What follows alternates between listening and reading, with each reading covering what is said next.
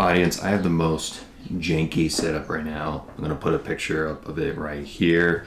The ND filter I have is just kind of hanging off the 24 millimeter, and I got the Lume Cube, and so I can light my face, trying to make it look a little bit better. So, welcome back. The last video I mentioned how I was gonna do a sort of explanation as to how to go take pictures at the Goodwood Festival of Speed.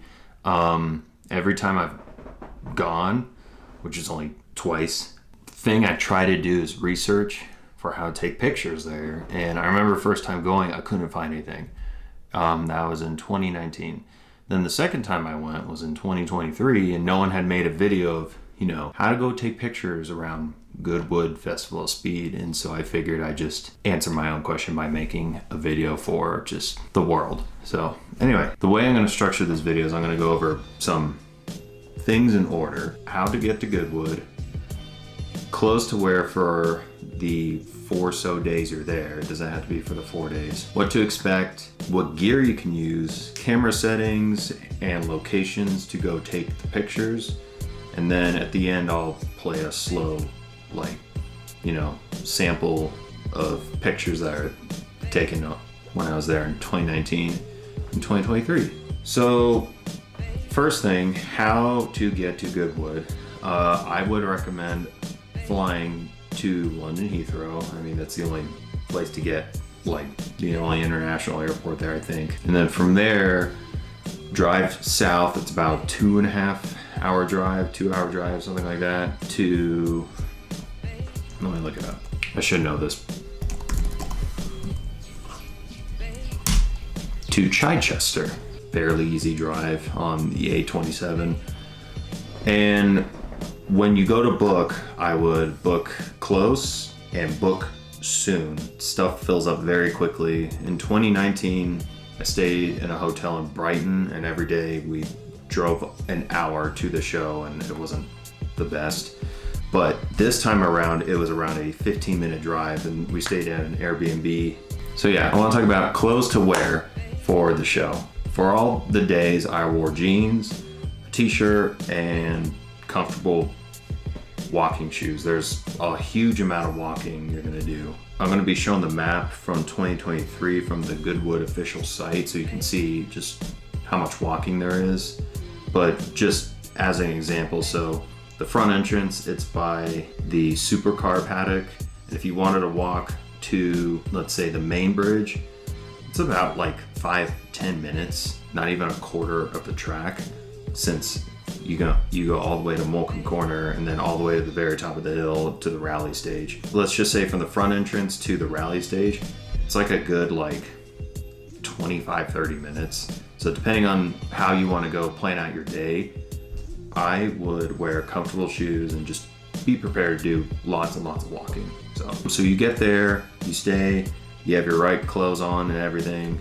Now, what can you expect from Goodwood? Well, there's a lot of people, very like-minded people, and they're all there for just the love of the automotive industry and cars. It's great.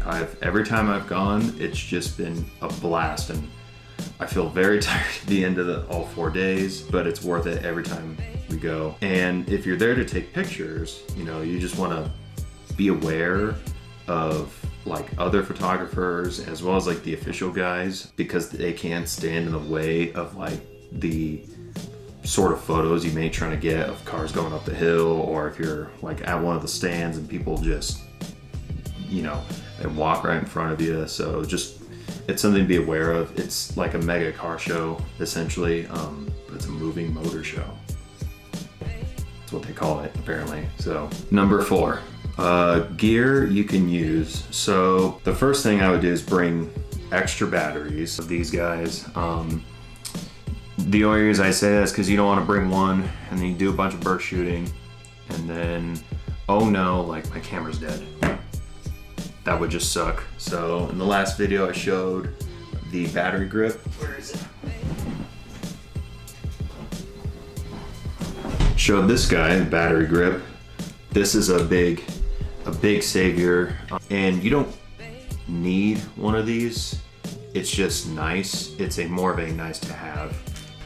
So you don't have to go, you know, pop it out every single time and, you know, put in a new battery.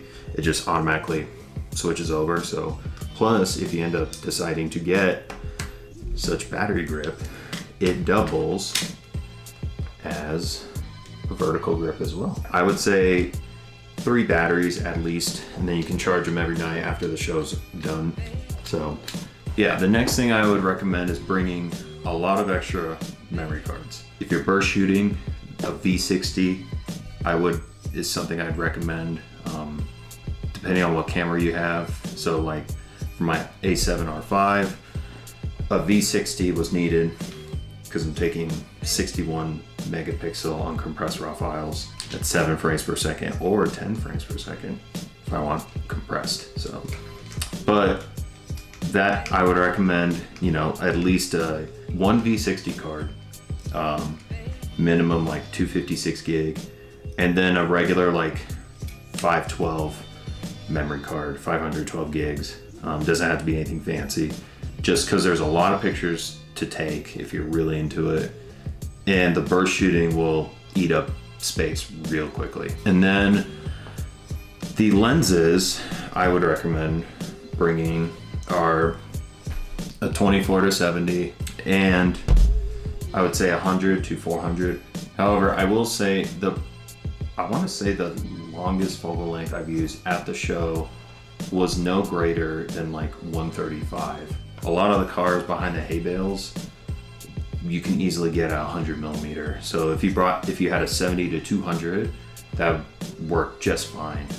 Even for panning shots, trying to get the full card frame. If you don't have a 70 to 200, that is a-okay, because a 24-70 is going to do the job just as well, because you can get a lot of dynamic shots through panning at the different spots around Goodwood. So you don't need anything fancy, but I would say 24-70 is going to be the one lens if you just had to bring one. Let's talk about camera settings. So the camera settings I use would be shutter priority, and for the panning shots, specifically panning shots, shutter priority, 1/80th of a second to 1/60th of a second to get that creamy blurred background. And then the lower you go in your shutter speed, so if you go to 1/30th, that's gonna blur your background even more.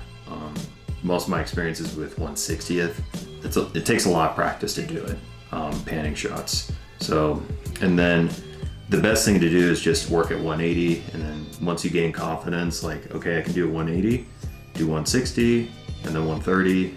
But if you're satisfied with one of the 2 prior shutter speeds, just stick with that.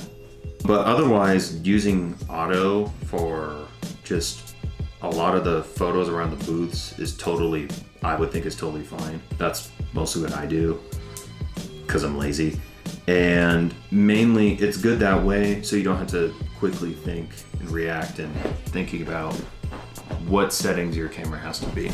So that was the 5th section. Let's talk about different locations, because there's a lot of ground to cover in Goodwood. It's a huge area. So, but what I'm about to show on the map is more or less the areas I've taken a lot of pictures at. So we'll start with the starting line.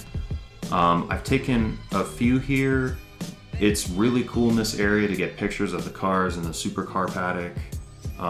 All the drivers are there, they're getting in. You get real up and close to all the cars that line up and that make their way to the start line. As far as panning shots go, there's too many trees in the area, and they have you quite far back. It's a bit of a trench area from the start line to the hay bale, and then right below the hay bale, that's where the cars are, and they're so low you can't really get anything too good unless you stood in one of the grandstands. So next area I would think is the viewing terrace, which in the case of the 2023 by the Lotus stand, you can get the cars coming right out of the corner from the start line area, and they're going pretty quick.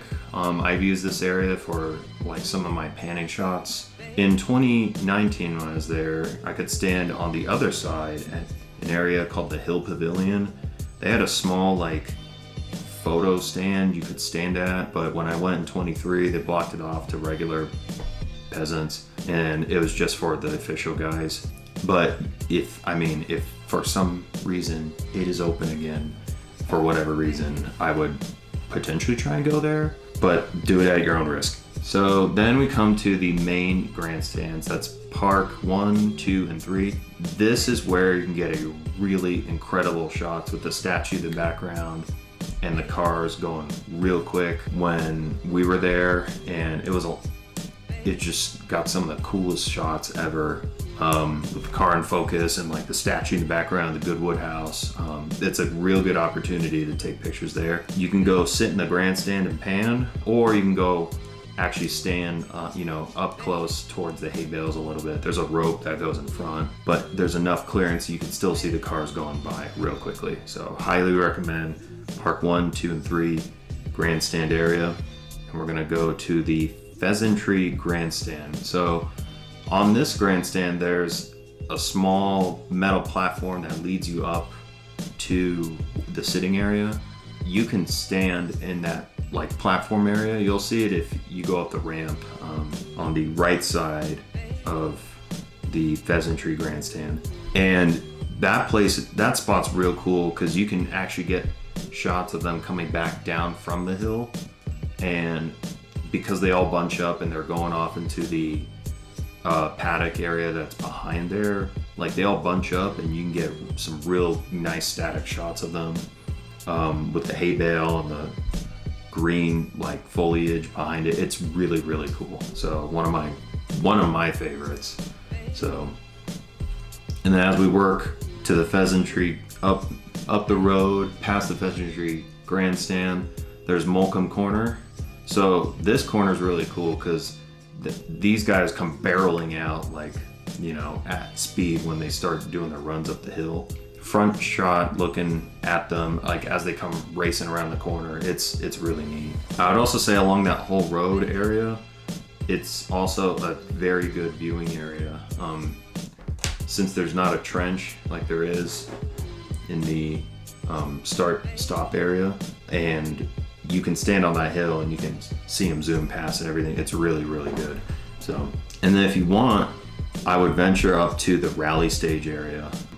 I'll see if I can find a few pictures and put them in here.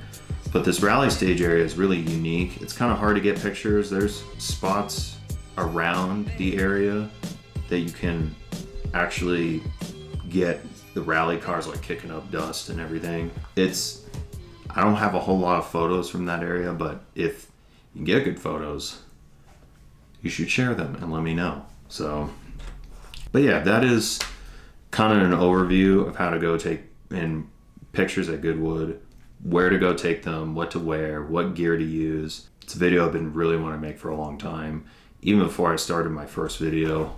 I hope you find it useful, and like, subscribe, hit the bell me. That's what I've been telling friends and family. I think it sounds kind of weird. Thanks everyone. Hope you enjoyed it. See you in the next video.